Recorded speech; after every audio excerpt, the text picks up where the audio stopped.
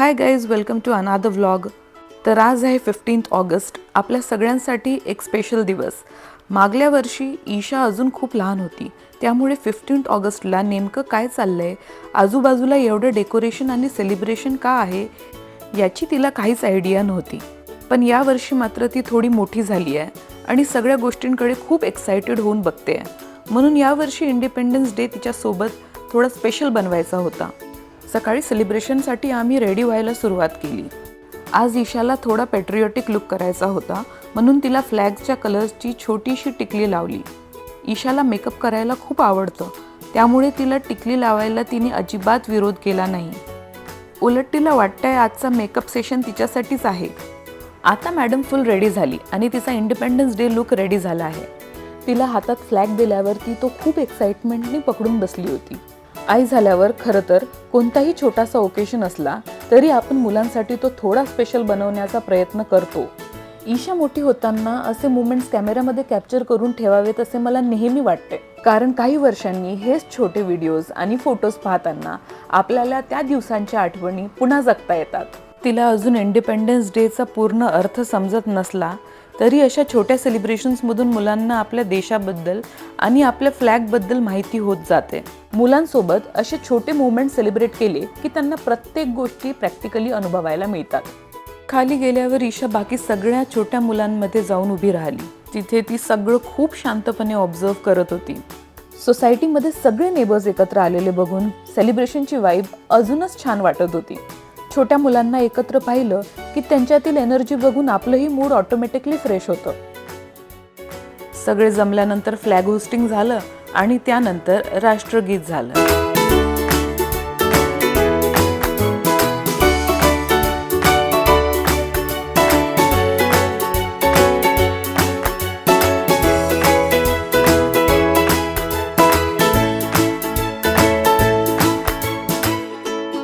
Flag hosting झाल्यानंतर आमच्या सोसायटीमधल्या छोट्या मुलांचे काही सुंदर डान्स परफॉर्मन्सेस झाले. सगळ्या लहान मुलांचे डान्स पाहून मला वाटलं की ईशा पण काहीतरी डान्स करेल, पण मॅडमनी आज फक्त ऑडियन्स बनण्याचा डिसिजन घेतला.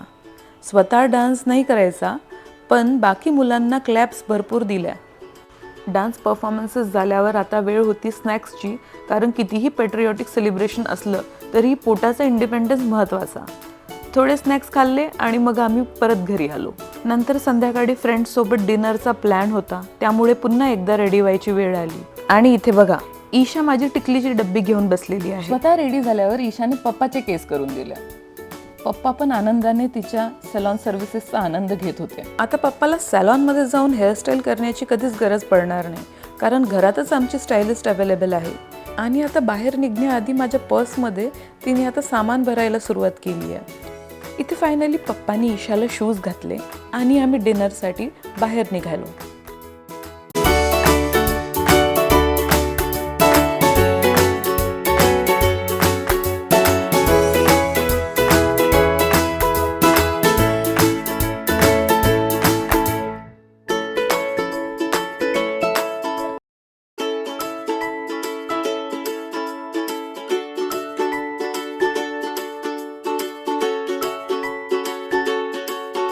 डिनरसाठी आम्ही कृष्णा वेजला गेलो आणि तिथे आज खूपच गर्दी होती. आम्हाला जवळपास 15 मिनिट्स वेट करावं लागलं. आणि टोडलरसोबत रेस्टॉरंटमध्ये 15 मिनिट्स वेटिंग म्हणजे प्रॅक्टिकली पेशन्स टेस्ट असतो. ईशासोबत वेटिंग करणं म्हणजे तिचं एंटरटेनमेंट मॅनेज करणं, सगळे टँट्रम्स मॅनेज करणं, हेही एक कामच असतं. बट फ्रेंड्ससोबत डिनर असल्यामुळे कधी गप्पा मारण्यात आणि हसण्यात वेळ गेला लक्षातच आलं नाही.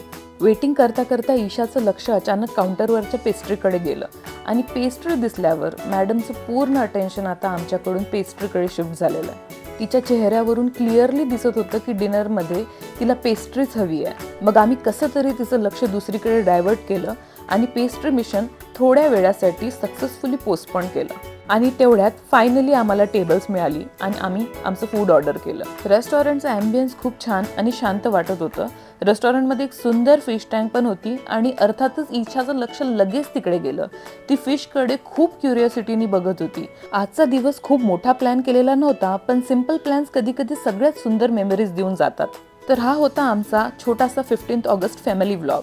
तुम्हाला व्लॉग आवडला असेल तर नक्की लाईक करा, कॉमेंटमध्ये तुमचा इंडिपेंडन्स डे कसा गेला ते सांगा आणि चॅनलला सबस्क्राईब करायला विसरू नका.